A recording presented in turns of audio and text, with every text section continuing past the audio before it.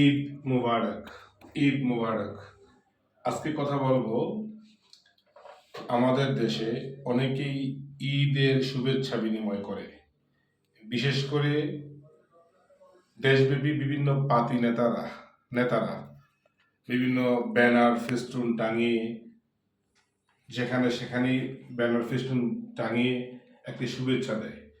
অথচ খোঁজ নিয়ে দেখবেন, সে ঈদের শুভেচ্ছাটা তার বাপের সাথে করে নাই, তার ভাইয়ের সাথে করে নাই, তার বোনের সাথে করে নাই, অথবা তার নিকট আত্মীয় স্বজনের সাথে তার এতটুকু সখ্যতা, এতটুকু সম্পর্ক উন্নত নয়।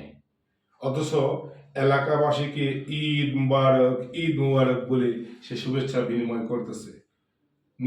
নিছক এটা হচ্ছে একটি দান্দাবাজি করার ফিকির।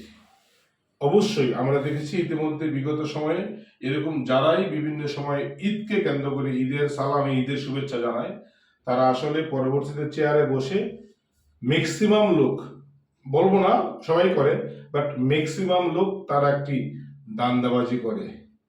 কেন? ঈদের শুভেচ্ছা তোমার পাড়া প্রতিবেশীদের সাথে, আপন ভাই বোনদের সাথে, পিতামাতার সাথে বিনিময় করো। ব্যানার ফেস্টুন বিভিন্ন জায়গায় লাগাইয়া, কারো পোস্টারের উপরে, কারো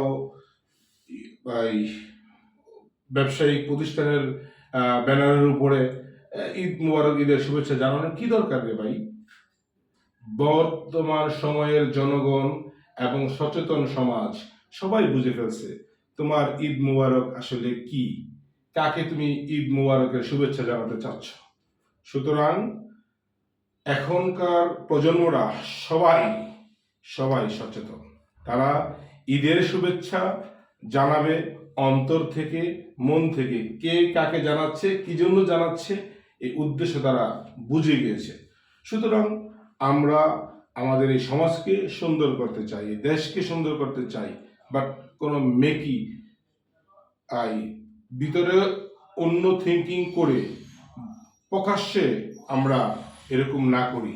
রিয়েলিস্টিকভাবে, সত্যিকার অর্থে আমরা প্রথমে আমার আত্মীয় স্বজন, পরিবার, বন্ধু বান্ধব, দেন আমি এলাকাবাসীকে শুভেচ্ছা জানাই আমার কাজের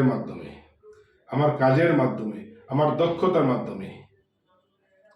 ধন্যবাদ সবাইকে। আসলে এই কথাটা বলার হচ্ছে এজন্যই যে আমরা একটু সচেতন, এখনকার জনগণ, জনসাধারণ সচেতন, তারা বোঝে, তারা বুঝতে চেষ্টা করতেছে।